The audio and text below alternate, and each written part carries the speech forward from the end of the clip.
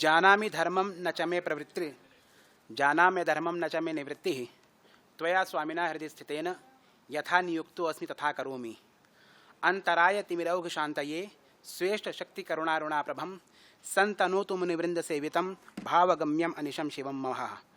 करुणापूरी चित्तां सच्चिद्रूपां परां दिव्यां ब्रह्म सहचरीं तुर्यां बगलां शक्तिं प्रणोमि सौभाग्यां।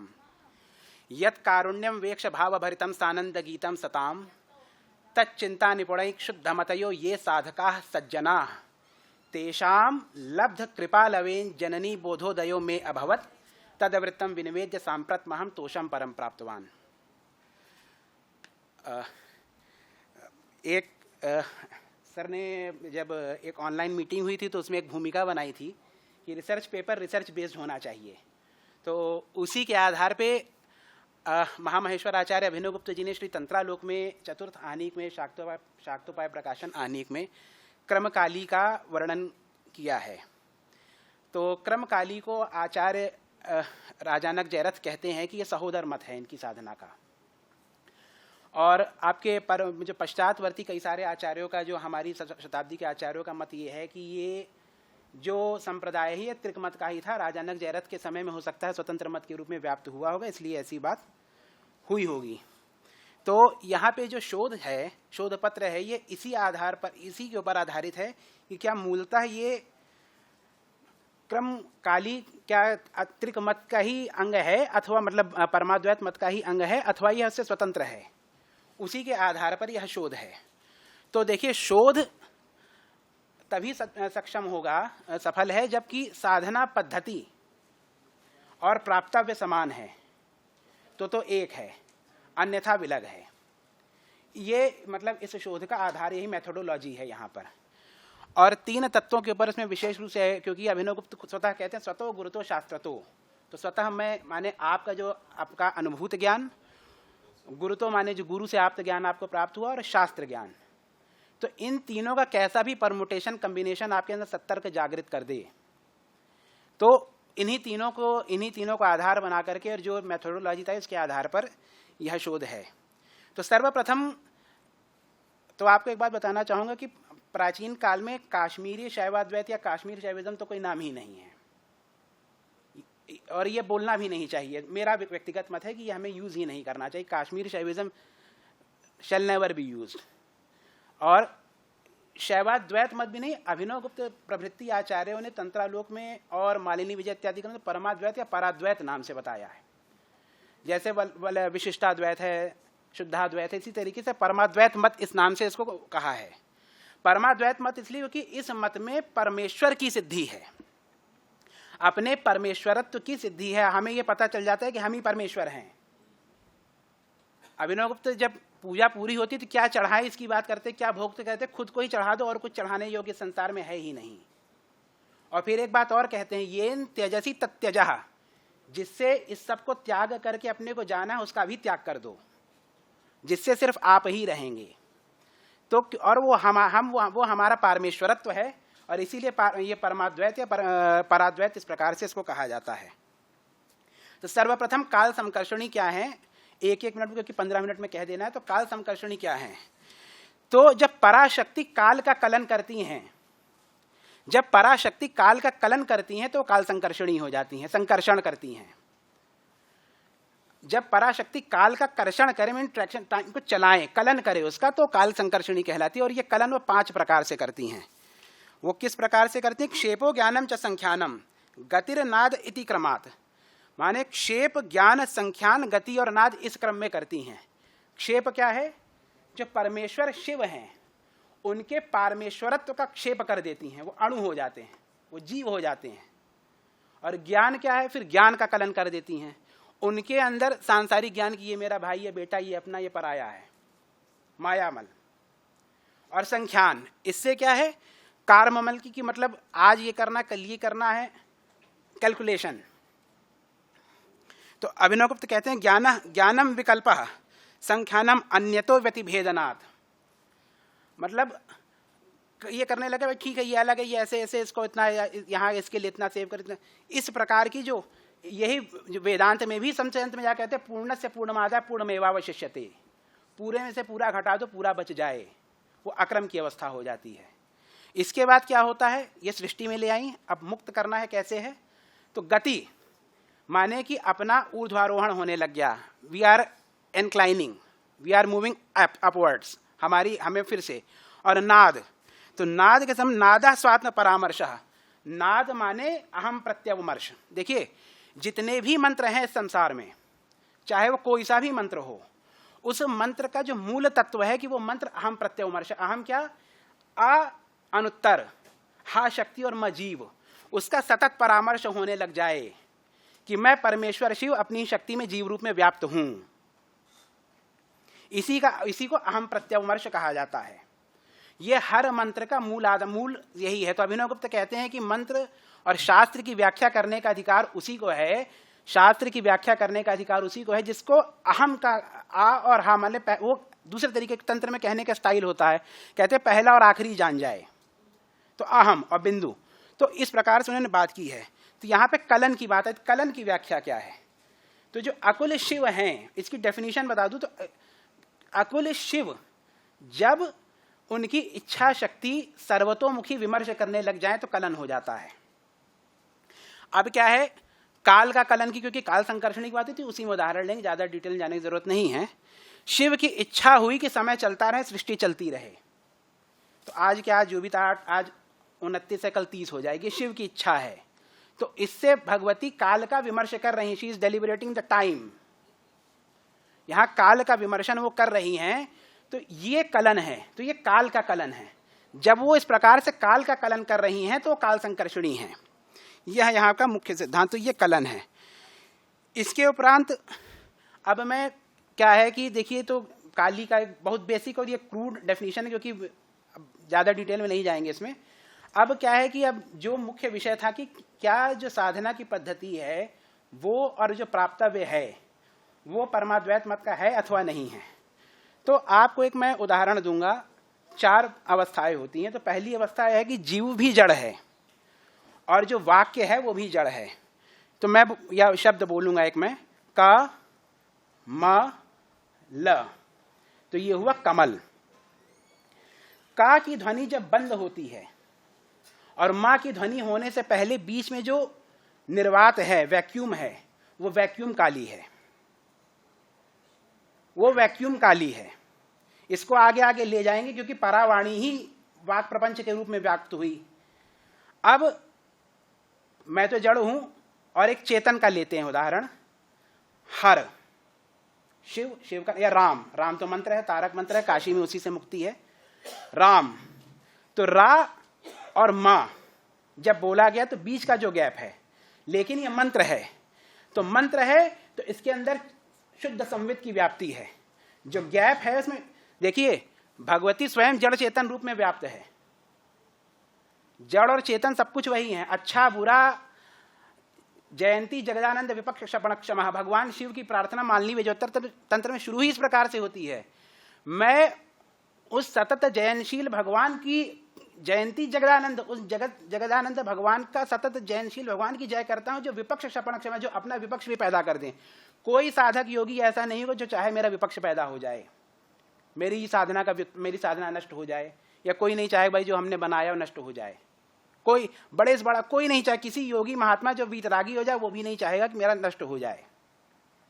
माने अगर शांभवी किसी का अनुपाय अवस्था हो गई, उससे कह दो कि आपकी अवस्था नष्ट हो जाए, कोई नहीं, केवल परमेश्वर हैं ऐसे, जयंती जगदानंद विपक्ष क्षपण क्षमा। तो वो वहां पर इस प्रकार से व्याप्त होते हैं। तो जड़ और चेतन समिश्र रूपों में, तो विपक्ष रूप में जड़ को पैदा कर दिया। तो जब कमल बोला तो कमल में का और मां के बीच में भगवती का वास तो है, लेकिन जड़ है वो। तो वहां जो जड़ है वहां का और मां के बीच में जो विकल्प है वो शुद्ध विकल्प नहीं है, वो अशुद्ध विकल्प है।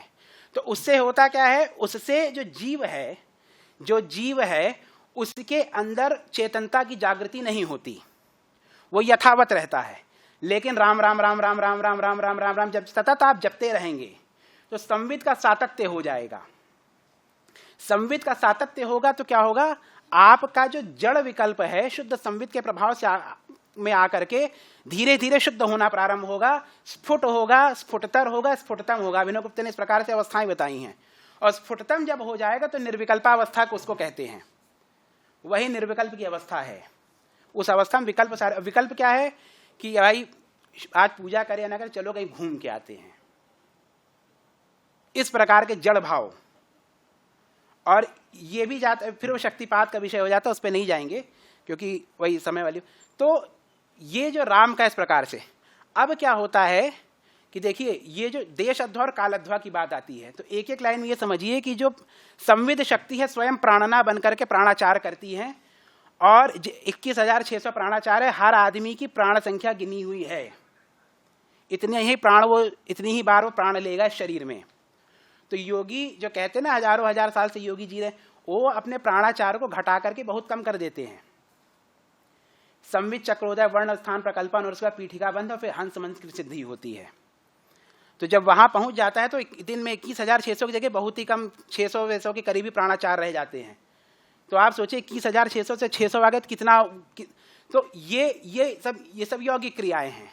तंत्रालोक के 6ठे 7वें आहनिक में इसको बहुत ही विस्तार पूर्वक एक्सप्लेन किया है आचार्य अभिनवगुप्त ने। तो होता क्या है कि जैसे राम राम राम राम, अब होता क्या है कि आप राम को जैसे सांस लिया और सांस छोड़ा, तो उस प्राणाचार में उसको आप निबद्ध कर दीजिए, माने सिंक्रोनाइज कर दीजिए, राम राम। तो और जो गैप है जहां पे रा माँ और रा और माँ, इसमें जितने 3 बार गैप आ रहा है, एक बार राम बोला तो रा और माँ के बीच में, माँ और रा के बीच में 2 बार गैप आ रहा है। तो उस अवस्था पे आप अपने प्राण की निगरानी कीजिए। ये ऐसे नहीं करिए क्योंकि इसमें स्वामी लक्ष्मण जी ने कहा ऐसे करोगे तो हार्ट अटैक भी हो सकता है, इसकी टेक्निक होती है। भी एग्जाम्पल के लिए बता रहे तो इसको need not to try. He said that 6 months में हार्ट अटैक हो जाएगा, हार्ट फेल हो जाएगा। कंठ तक करते हैं, हृदय तक नहीं करते हैं इसमें, वो फिर टेक्निक बड़ी कठिन हो जाती है, वो दैट इज अनदर केस। तो जो प्राणाचार जब चलता है सतत और प्राण के साथ, तो उसमें कहते हैं कि एक प्राणाचार में जितने अक्षर का मंत्र होगा उतने ही संवित का जागरण होगा। फिर धीरे धीरे जैसे ये बढ़ता है तो पीठिका बंध की अवस्था आती है। उसमें क्या होता है, पीठिका बंध में सांस लिया तो क्योंकि वायु जा रही है तो दिन है, छोड़ा तो रात हो गई। तो एक मंत्र जप में एक दिन का कर्म फल विपाक होता है। इसको बढ़ाते बढ़ाते बढ़ाते बढ़ाते कल्प कल्पांत तक ले जाते हैं। और 2 कल्पों के मध्य में भी जो व्याप्त है, प्रलय और सृष्टि के पुनः सृष्टि के बीच में भी जो व्याप्त है वही भगवती हैं, वही भगवती काली हैं। और क्योंकि वो प्रलय वो इसी में व्याप्त हैं, दिखती नहीं है, निबिड़ता है, तो भाई जब जो दिख नहीं रहा तो कह दिया अंधेरा काला है, इसीलिए काली है।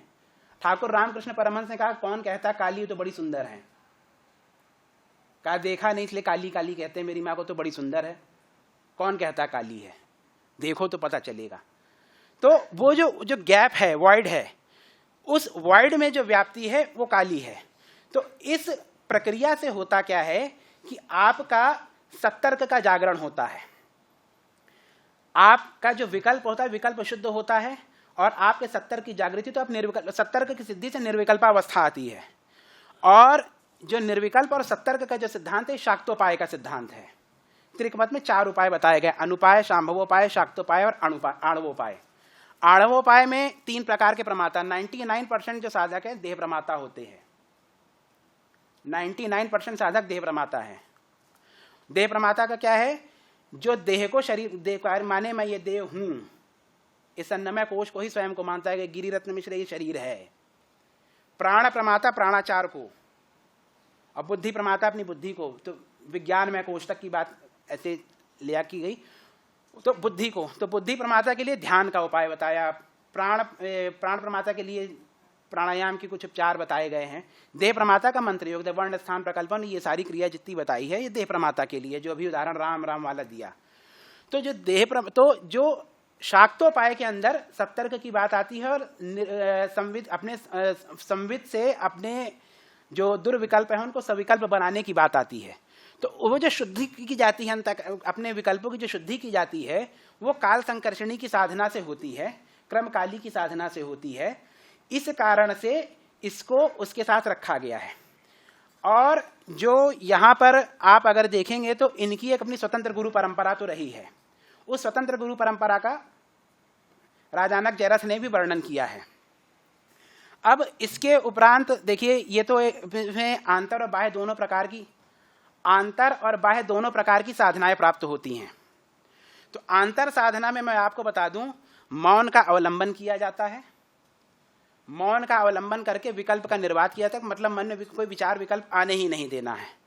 और अब जैसे मैंने बताया ना, राम राम जब जड़ साधक करना शुरू करेगा तब वो सृष्टि काली की अवस्था पर होता है।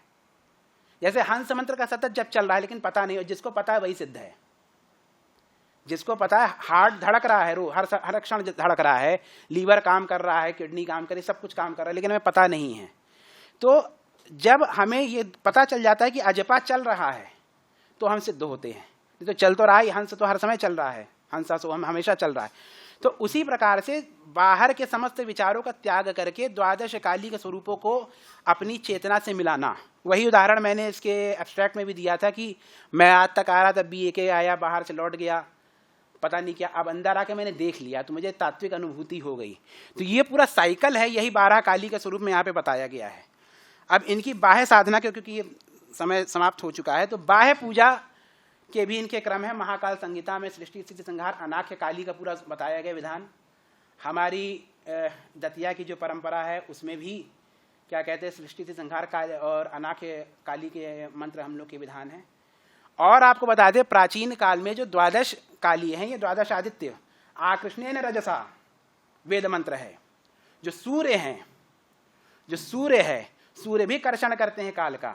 इसीलिए अभी सांब पंचाशिका का, सांब का उन्होंने वर्णन किया था, कश्मीर में सांब पंचाशिका का बड़ा वहां चित सूर्य, क्योंकि वह प्राण का कर्षण करते रहते हैं। तो ये इसका बड़ा संबंध है। और विशुद्धानंद कानन जी के यहाँ भी मूल काल जो सूर्य विज्ञान उनका है, गोपीनाथ कविराज के गुरु, उसका जो आधार है काल संकर्षणी की साधना है। काशी तो ऐसा है कि काशी तो भगवान शिव की चिदानंद इच्छा ज्ञान और क्रिया तीनों के समष्टि का स्थूल स्वरूप है। ऐसा कोई संप्रदाय नहीं जो आज भी काशी में पूर्ण जीवंत न हो। यहाँ सूर्य की उपासना है। लोलार्क षष्ठी सबसे बड़ा त्योहार है यहाँ का, मतलब सूर्य का बहुत बड़ा पर्व मनता है। अब मुद्दे का यहाँ पे क्या है कि तो बहुत से संप्रदाय, अवधूत भगवान राम का जो आश्रम, वहाँ पे भी इनकी बड़ी साधना है। इस प्रकार से काल संकर्षणी की ये बाह्य साधनाओं के भी यहाँ पे मिलते हैं। इसमें मूर्ति यंत्र और इस प्रकार से मंत्र इत्यादि से होता है। बाकी ये है। धन्यवाद।